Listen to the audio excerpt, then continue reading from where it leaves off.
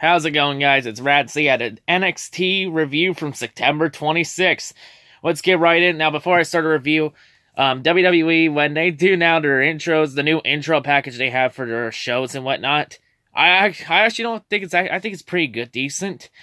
Pretty good, their slogan, thin down forever.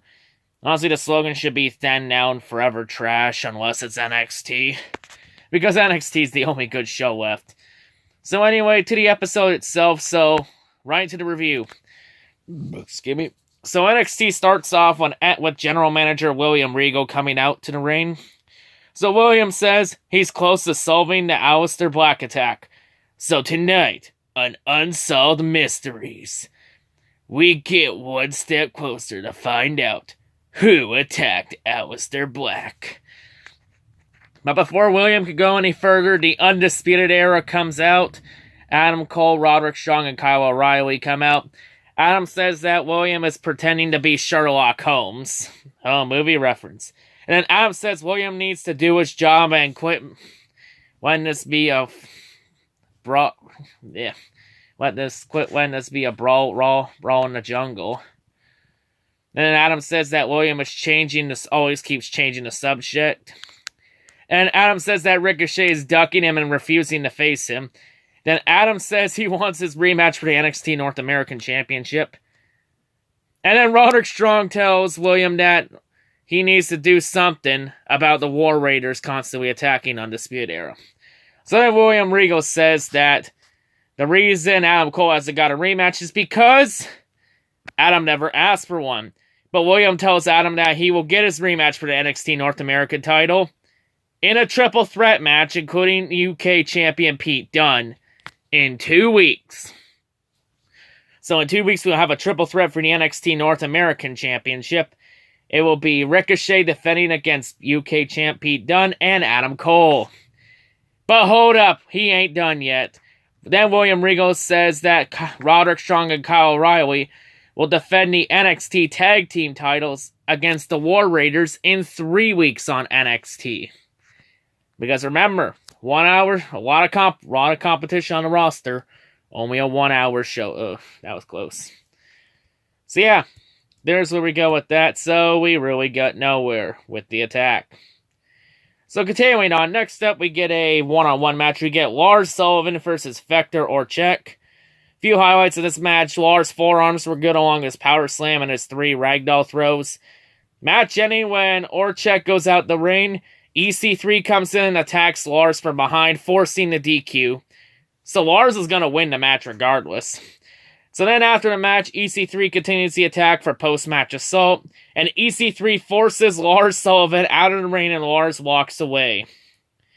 We'd also find out that next week, EC3 will face Lars Sullivan one-on-one, so we will get that match. We also found that next week, Johnny Gargano will go one-on-one with Tony Nese. So guess a cruiserweight match? It should be better than it should be good. But Triple H now runs it. It's on NXT, so hey, it should be good. Next up, we get a tag team match. We get the Street Profits, Angelo Dawkins and Montez Ford versus the Mighty, Nick Miller and Shane Thorne. Before the match, though, Angelo would lay out Nick with a big right for pre-match assault. But to the match itself, highlights of the match, Angelo's dropkick was good along with his double bulldog. Montez's front foot dive was good. Shane's dropkick and back slam was good. Montez's spin kick was also good. Nick's dropkick into the steps was good to try and weaken Montez's legs. The Mighty's double Russian leg sweep was good along with their dropkick clothesline combo. Nick's chop block was good to try and continue weaken the knees. The double clothesline was good, well executed, in sync. Match ending, Montez buckles his knee on a backflip. Nick gets a jackknife cover. Nick Miller gets the 3 count for the win for the Mighties. So the Mighties are victorious. Okay. So next up, we get our women's match.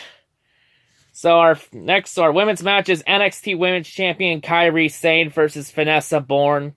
Highlights of the match, right at the start, Vanessa would steal Kairi's hat and kick it. So Vanessa is addicted to pirate hats. How could you, Vanessa? That pirate hat had a family, damn it. But anyway, to be serious, let's go to the match. So, highlights of the match. Kairi's single leg takedown was good along with her axe kick. Vanessa's twisting suplex was good. Kairi's arm toss of DDT was good. Kairi's spear was good along with her sliding clothesline. Match ending. Kairi hits the insane elbow. Kairi gets the 3 count for the win. But then after the match, Shayna Baszler comes out. Shayna gets in the ring, then Shayna says that Kairi's clock will run out. And then Shayna says she is invoking her rematch clause. And will regain her title back. And then Kairi says that she'll give Shayna her rematch. And the rematch will happen at WWE Evolution. That all-women's pay-per-view.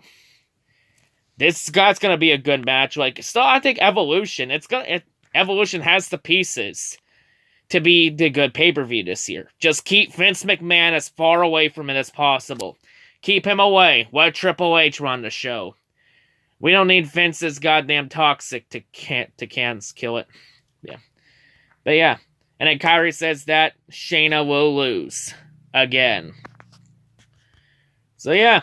Evolution. Kairi Sane versus Shayna Baszler for the NXT Women's Championship. And also next week, the Forgotten Sons, Wesley Blake, Steve Cutler, and Jackson Ryder will be in action next week. But anyway, continuing on. Next up, we get to our main event. We have Otis Bazalvic of Heavy Machinery versus the NXT champion, Tommaso Ciampa, the best heel on the roster. And once again, we get to hear Ciampa's badass theme music. So, highlights of the match. Otis's 2 shoulder tackles to start were good. Otis's body slam to counter a crossbody was good. Otis's throw outside the ring was good. Tommaso's whip on the ramp was good, along with his forearms. Tommaso's knee strike on the apron was good. Tommaso's big knee strike in the ring was good, along with his neck breaker. Otis's slam the brat break soup to break a sleeper was good. Also, at one point in the match, Otis would do a worm in the ring to taunt Tommaso Ciampa. That's actually impressive for somebody Otis' size to pull the worm off. So yeah, continuing on, just thought I'd point that out. Otis's ragdoll throw was good. That would force Tommaso Ciampa out of the ring. So then, Tommaso would then attempt to get counted out. And then Otis's tag team partner on Heavy Machinery, Tucker Knight, would come out and would prevent Tommaso from leaving the match. So they go back to the ring. So more highlights. Otis's big throw was good along with his overhead belly-to-belly suplex. And Otis's overhead belly-to-belly outside the ring was also good. Otis's elbow drop is good along with his powerbomb. But match ending, Tommaso would hit a draping DDT on the apron. Then Tommaso would get Otis back on the apron and then another draping DDT into the ring. Tommaso Ciampa gets the 3 count for the win. Yeah, no, still pretty good match from Otis. Big opportunity against the NXT champion. He was pretty good tonight. He did some good tonight. And that's where we leave NXT. Really good match, really good show. Really good show, not gonna lie. Tommaso Ciampa once again showing why he's the best heel on the roster.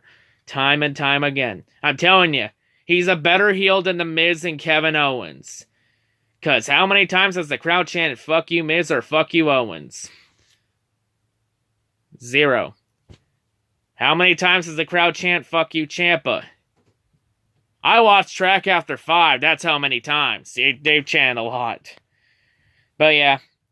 Overall, final show rating, 8 out of 10, my final rating. But yeah, that's my NXT review. That's all I gotta say. Hope everyone has a great day, and yeah, peace out.